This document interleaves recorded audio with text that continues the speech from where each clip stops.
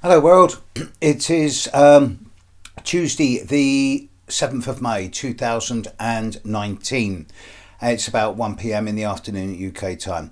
These videos, I'm about to do 3 videos, this is the first. They're all going to be done in the next half hour. They're going to be of little or any interest to anybody outside of the UK unless you're an astrological student, and even to those of you in the UK unless you're interested in politics or astrology. Again, they're likely to be of little interest. But to those astrological students who study both British and global politics, I hope this is helpful. The second 2 videos will be on the state of the current British political parties, the Labour Party and its leader Jeremy Corbyn, the Conservative Party and its leader Theresa May. This first video I'm looking at the horoscope of Great Britain. There are 3 horoscopes in use for Great Britain. There is a horoscope for the 25th of December 1066, based around midday, set for Westminster in London, which is the coronation of William the Conqueror, the last time Britain was invaded, and this unified the country, at least in statute, and in many ways that is seen as the horoscope of England. There is the horoscope of 1801. The 1st of January 1801 at 1 minute past midnight, or at midnight on the 1st of January. And this is when the union of England, Scotland, Ireland and Wales came into being. And this is perhaps a more appropriate horoscope for Great Britain. There is a further horoscope set for 3:28 in the afternoon on the 7th of December 1922, again in Westminster in London, which is the dissolution of the Union when Ireland actually declared independence from England, and the horoscope for the new constitution is set for that time. There are archival records that point to all of these dates and all of these times, so I'm on fairly safe ground with these dates and times. But with the 1801 chart, the union of England and Scotland and Ireland and Wales, this seems to be the main chart that is in use at the moment. As an aside, yesterday there was a baby born of an American mother and a British father into the British royal family. And regardless of my anti-royalist but pro-monarchist viewpoint, and there is a difference, the horoscope of the child is very worthy of note. The child was born literally 5 or 6 minutes before sunrise. The child was born with Saturn and Pluto conjunct at the midheaven in Capricorn, opposite the North Node on the IC. So Taurus Sun, Taurus Sun, Taurus rising. The moon changed sign about 45 to 50 minutes before the child was born, so the child was obviously hanging on to have a Gemini moon. But that's Saturn on the midheaven and Pluto on the midheaven, opposite the North Node. And in the Saturn North Node opposition, it's almost exact on the midheaven and IC. It suggests that in years to come, this child, this boy, will become a major role player in both British and global affairs. So you heard it here first. This child has something special about them that the other royal children, with the possible exception of Prince George, Prince William's eldest child, don't have. You heard it here first. Although Amanda Ellis did point out something very similar to this in one of her videos last night, so fair play to her, yes. Now, back to the 1801 chart. It's clear that in this last 2 years, since the Brexit vote and the wrangling and the craziness of British politics, that the majority of people in this country feel duped, disenfranchised and disempowered.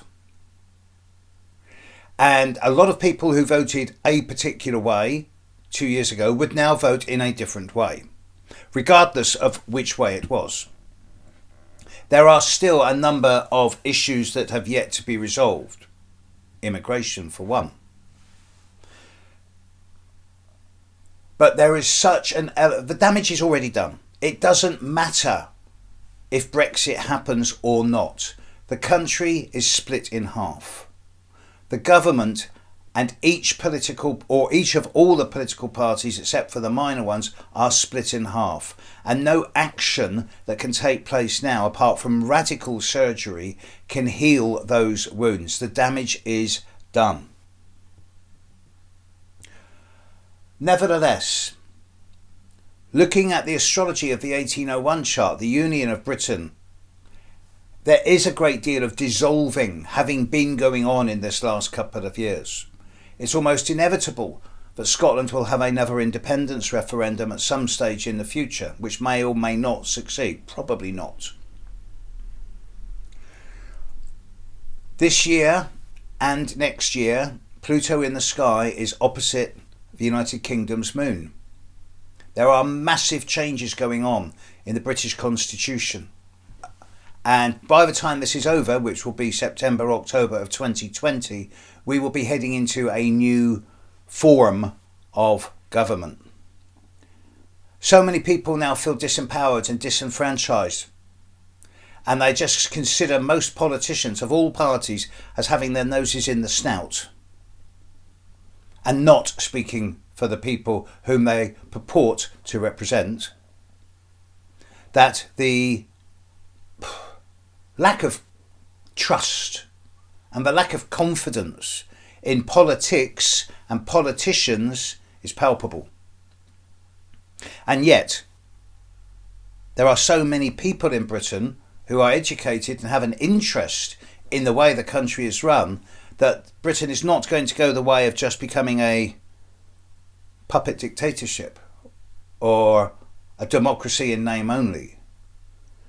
The thing about British people is that they do demand to have a say in the way that their affairs are administered.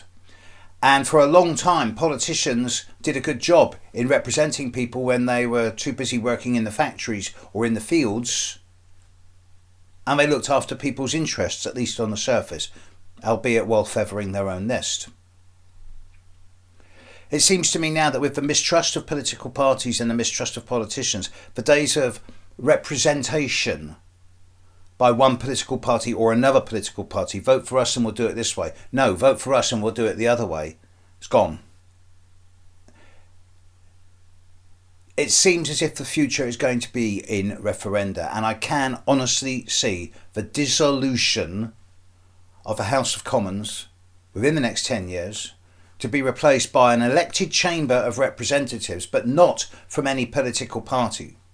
People of merit, conscience, and a good ethical, moral background who will represent the people who elect them, not so much to make decisions for those people, but to carry out the people's wishes. Switzerland has a wonderful system where most decisions are put to referenda. I see no reason why that shouldn't happen here. This would get rid of the need for political parties and instead introduce a system where the people are responsible for what goes on. And coming back to the immediate problem, Brexit. As I said earlier, the damage is now done. We cannot undo what has happened in the last 2 or 3 years. And we still have the fringe lunatics out there. The xenophobes, the racists, the bigots, the extremists.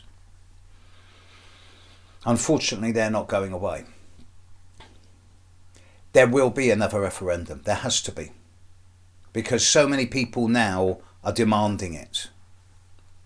And the referendum will either be, do we stay in Europe? Do we leave Europe with no deal? Do we leave Europe with a deal? It'll probably be a three-way referendum. And whichever way it goes, it's going to cause further splits and disenfranchisement. The single biggest cause that caused most people to vote leave was immigration. This country is very, very crowded.